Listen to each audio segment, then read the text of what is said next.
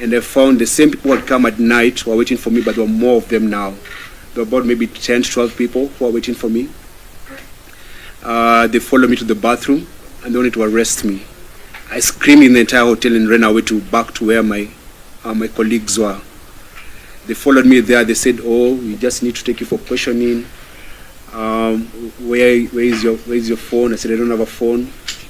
So they picked me up, took me to migrations, and they told me to write a statement, which I did. I was fingerprinted, photographed, and then they said, "Now we need to get your emotional roller coaster for me and Agatha and our families." So as you're aware, we were abducted in Tanzania by Tanzanian security forces, and we were tortured. So when I came back to the country, I said that I will not speak until Agatha is found. And Agatha was found, and we're happy that she's back and alive, and she's here. And I said we'll share what happened to us. So when I went to Tanzania on July 18th. May 18th. May 18th. I went to Tanzania on May 18th. We were going there as activists to attend to Ndolisu's hearing, which was supposed to happen on Monday the 19th. And I was in the same flight with Mother Karua and other activists. There were 8 of us on that particular flight. And when we landed, 3 of us were separated. That was Mother Karua, Gloria, and Lynn, and they were deported. I was able to get into the country legally, and my passport was signed and stamped with an entry stamp. I went to my hotel, and I checked in, and I relaxed. And then on the 19th, and then on the 19th, like the early morning hours of Monday, some men came to my room and they were knocking, and they were very violent in their knocking. And they were demanding that I go with them, and I said I can't leave my hotel room at that hour of the night. I said I need a lawyer. And then at 3:30 a.m., some lawyer showed up and said, "Oh, these people are police officers, you should go with them." And I said, "No, I can't leave my room at night." And I barricaded myself in my room until morning. When morning came, I called, Agatha had come from a different flight, and she was in the same hotel with me, and I called Agatha. I was meant to check out the same day on Monday morning, so I called Agatha and I said, "Come pick my bags for me and keep the bags in your room for safety purposes, and also because I was supposed to leave the country the same day." So Agatha came to my room and picked my bags. When she picked my bags, I went downstairs, and I found the same people who had come at night were waiting for me, but there were more of them now. There were about maybe 10 to 12 people who were waiting for me. They followed me to the bathroom, and they wanted to arrest me. I screamed in the entire hotel and ran away back to where my colleagues were. They followed me there. They said, "Oh, we just need to take you for questioning. Where is your phone?" I said I don't have a phone.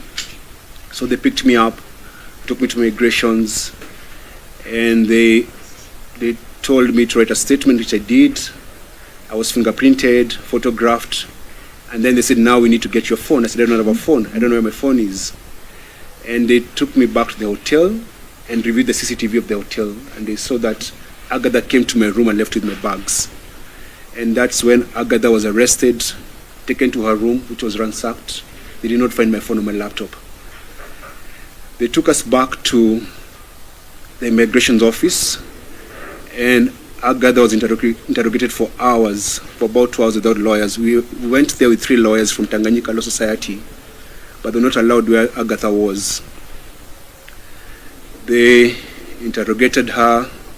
Around 6 p.m., I got a call from the Kenyan ambassador to Tanzania, Mr. Isaac Jenga, who told me I was going to get deported from Tanzania. And I was like, okay, I'm happy to go home. Around 6:30, or maybe some few minutes after 6, some guy came who said he was from the state office or state security, and he started beating me up. I was being beaten at the presence of my lawyers and Agatha. He started calling me, saying that I'm an inmate, I'm coming to destroy their country, and I'm a problem, they're going to teach me a lesson. And then he said that we're under arrest. So we were moved from immigration office, me and Agatha, to Central Police Station, where we found a guy called, we later came to know he's called Mafuele. At the station, the beating continued. in the presence of those 3 lawyers who said nothing. And they said, we must produce our phones. When Agatha was being arrested during the day, they found her phone. So they had Agatha's phone, but they did not have my phone. I did not give them my phone. I didn't even have a phone at that particular moment, but they said that they're going to teach me a lesson I'll never forget. At that session is where they said they're going to rape Agatha. That guy called Mafwele said he's going to rape Agatha. We stayed there for a couple of hours between, I think, 6 and 8, the slaps, the beatings. And then the lawyers were chased away and were told if they don't go, they'll be investigated. And then the exact words that guy told them, nyinyi tutapima uzalendo wenyu. And that meant that we're going to measure the patriotism of those particular lawyers if they did not leave the station. So the lawyers left us. And when the lawyers left us, they did not tell our families that we were being beaten and being harassed and being threatened. Because Mafwele asked me in front of those lawyers, are you circumcised? I said, I'm circumcised. He said, we're going to circumcise you again. So there's a lot of threats and beatings. I was only being beaten at that station. They did not attach Agatha. So while we were there, they kicked us out of the room. And I said, I want to go to the bathroom. So someone took me to the bathroom. The young man who took me to the bathroom told me, these guys are going to hurt you, and they're going to hurt you so bad. Give them your phone. I said, I don't have my phone. And my fear was because we had gone to Uganda, Tanzania rather, with many other activists. And if I lose my phone, or if they get my phone, they get hold of everyone that I was talking to in the country. So I could not give them my phone or my laptop. So I went back when I went back I went to the bathroom, came back, and we were told to wait outside. Mafwele made a phone call to someone, and a few minutes later, some guys came, 6 or 7 of them, very mean-looking people with one lady. It was Dar es Salaam is very hot, but they were all wearing half jackets and they were smelling of alcohol. They looked so evil. So when we went to the central police station, there was a staircase on this side, so we came in through this staircase, but where we were, there was another private staircase, so they took us out with. They took us downstairs to the car, and we were blindfolded and handcuffed on the back. And it was a white Land Cruiser. At the back there were like a lot of sticks and a lot of fake number, like a number of number plates in that car. The guy across me had an AK-47. They were all in civilian clothes. So Agatha sat, it was a Land Cruiser, Agatha sat this seat, I was this other side in a face me position. And they drove off.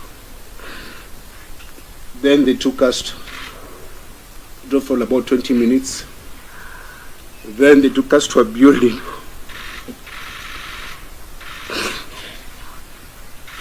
To this place where they went to torture us. When you go there, they told me to get off the car, I came out, and then they banged the door on my face. I had a mark here, I don't know if it's still there. I don't know what they were waiting for. I think they were putting some things ready. They got me out. I was still handcuffed and blindfolded, and they told me to strip naked. And I stripped naked. When I stripped naked, they removed my handcuffs, and then I was grabbed by about 4 men, and they lifted me up so fast. Before they lifted me, actually, they put some gloves on my hands. Then they lifted me up.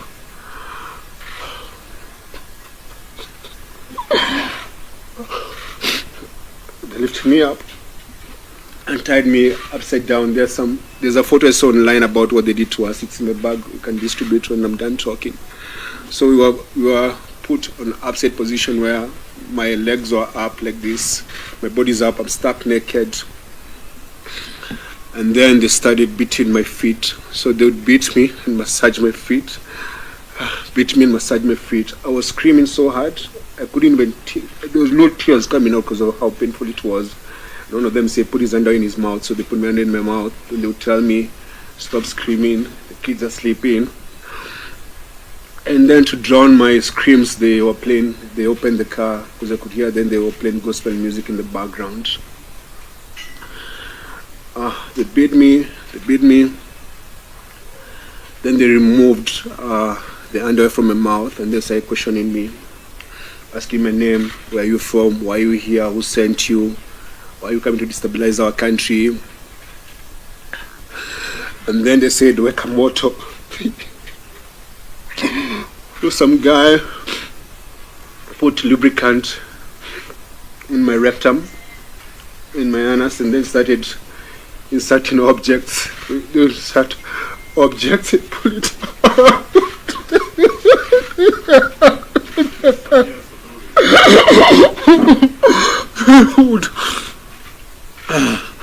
Dude.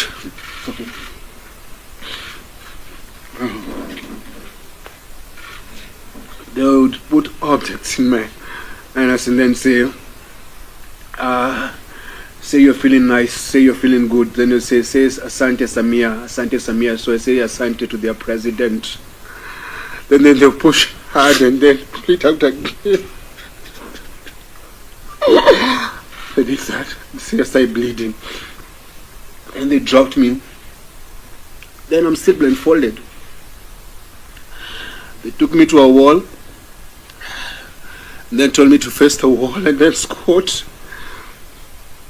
Then a man came and was putting his fingers in my anus and then saying that, say you're feeling nice, say you're feeling good, say Asante Samia. Then they would do that. And then they would do that.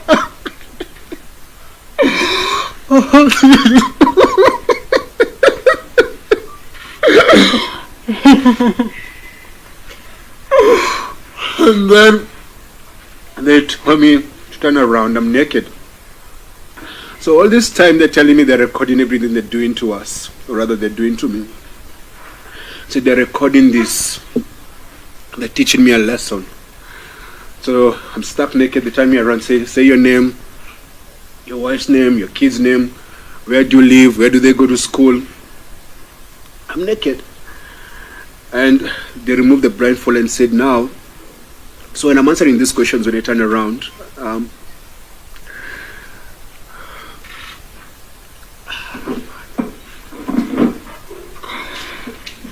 when I'm answering these questions, they are just threatening me. So like when they're abusing me, they're saying they should feel good and say thank their president for doing that to me, like Sema Sande Sana, Sane Sana. So they told me we have recorded these videos so that if you go back to your country and you say what you did to you, we shall put them on.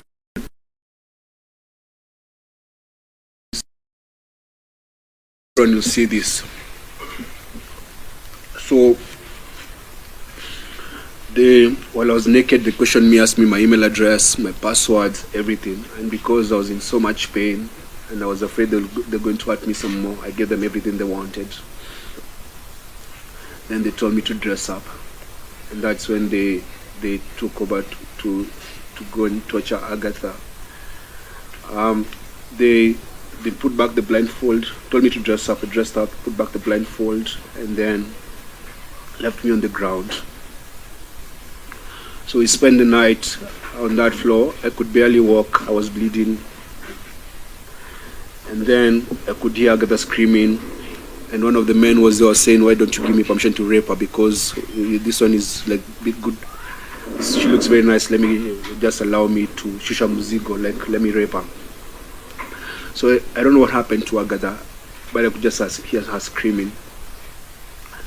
The following morning, on Tuesday morning, they came and they told us to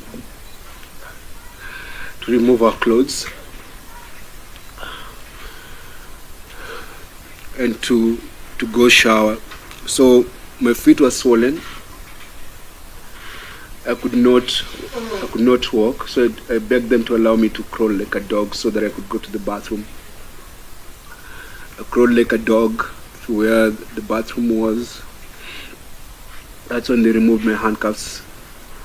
So when I was stripped naked, I still had the handcuffs. That's when they removed the handcuffs and told me to take a shower. I was still bleeding, my stool had blood.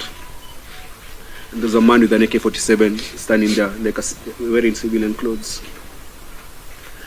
After that, they gave me fresh change of clothes.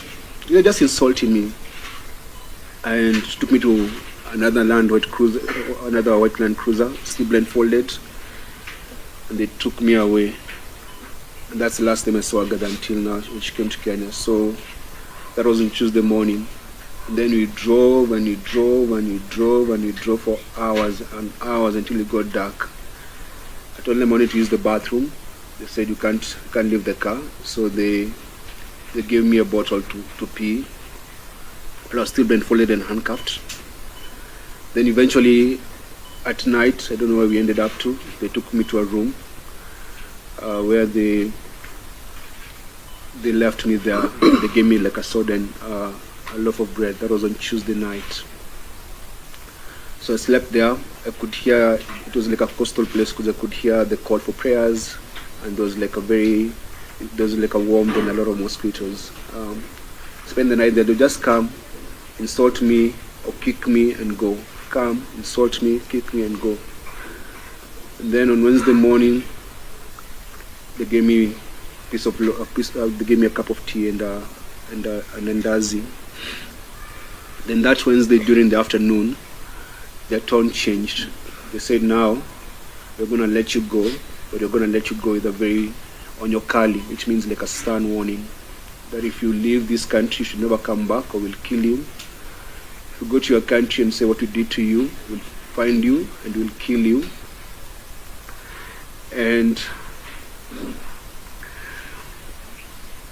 should never come back. So they said, do you want to eat? I said I don't, for they didn't have an appetite.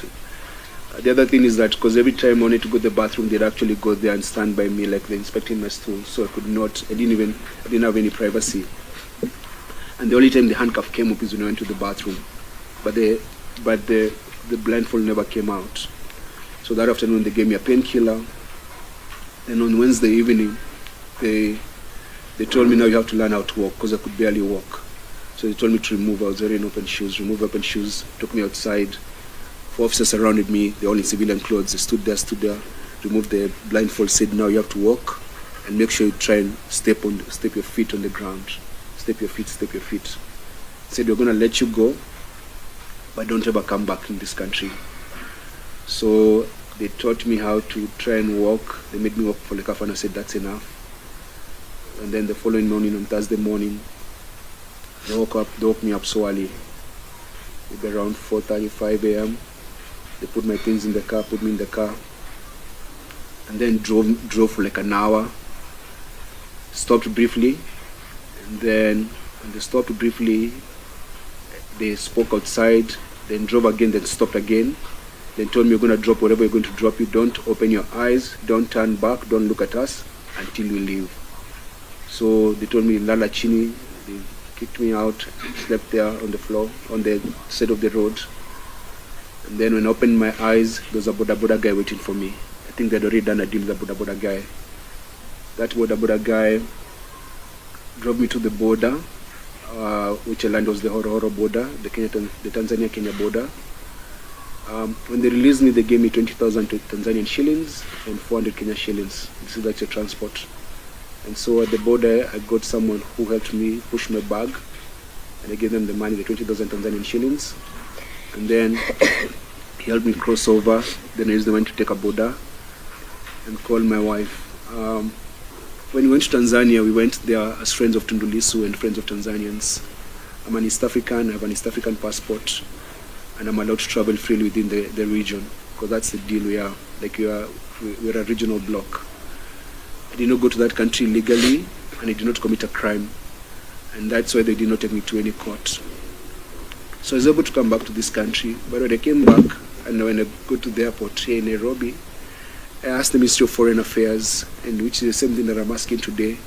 I said I was going to the hospital, and I wanted my medical report to be public of what they did to us, and I'm going to share the medical report today, and it's going to be circulated, because I'd like the world to know of the very heinous things they did to us, to break us.